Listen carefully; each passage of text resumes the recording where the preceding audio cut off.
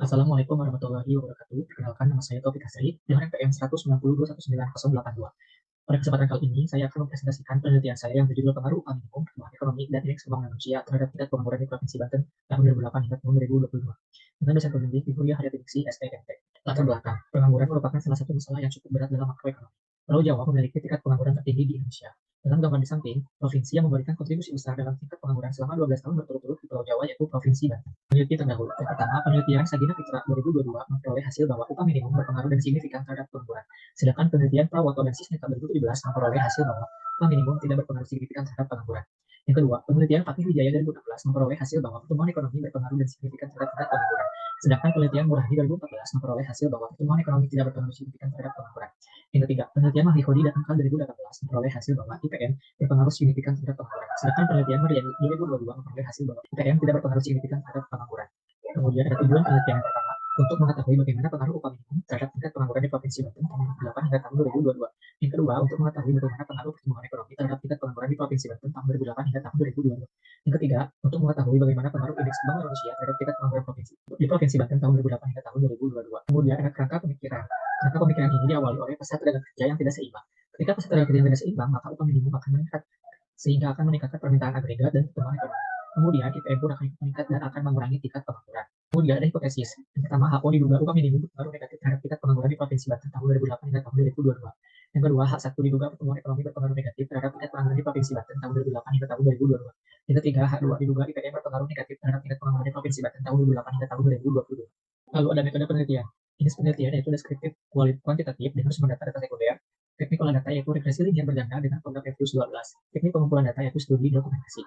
Kemudian ada hasil penelitian. Yang pertama ada uji normalitas. Hasil uji normalitas diperoleh nilai probabilitas sebesar 0,64 lebih besar dari 0,05 sehingga dapat disimpulkan bahwa data dalam penelitian ini terdistribusi normal. Kemudian ada uji multikolinearitas. Semua variabel diperoleh nilai center IF yang kurang dari 10 sehingga dapat disimpulkan bahwa data dalam penelitian ini tidak terjadi multikolinearitas.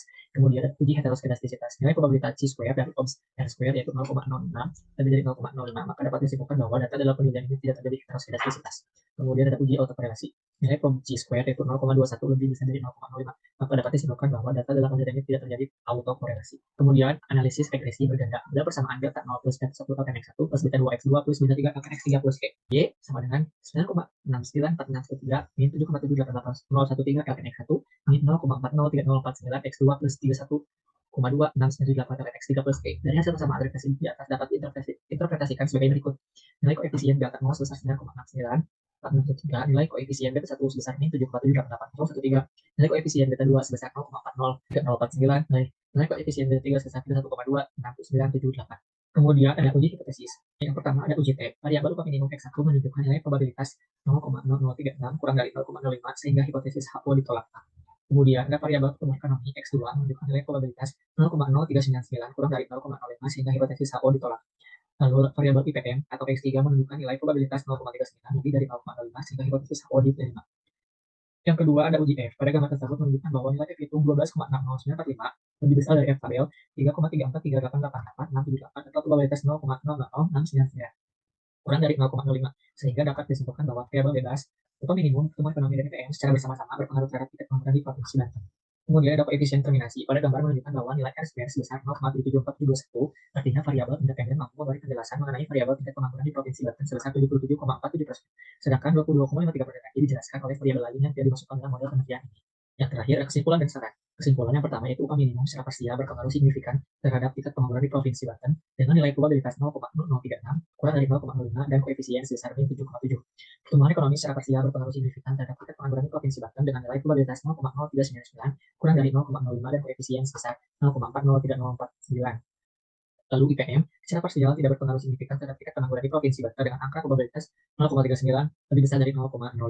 Upah minimum pertumbuhan ekonomi IPM secara simultan berpengaruh signifikan terhadap tingkat pengangguran di Provinsi Banten. Saran 1. Bagi lembaga pemerintah agar mengevaluasi beberapa kebijakan yang kurang tepat terkait pengawasan ketenaga kerjaan dan memberikan sanksi yang adil bagi yang melanggar sehingga dapat meminimalisir tingkat pengangguran terbuka di Provinsi Banten. Yang kedua, bagi penelitian selanjutnya, penelitian ini diharapkan agar bisa menjadi bahan rujukan dengan peneliti selanjutnya yang ingin melakukan penelitian dengan topik yang sama serta permasalahan yang sama ataupun ingin mengadakan penelitian lebih lanjut. Selain itu, untuk penelitian selanjutnya bisa menambahkan beberapa variabel yang tidak diteliti dalam penelitian ini yang masih ada keterkaitan. Terima kasih. Sekian dari saya. Wassalamualaikum warahmatullahi wabarakatuh.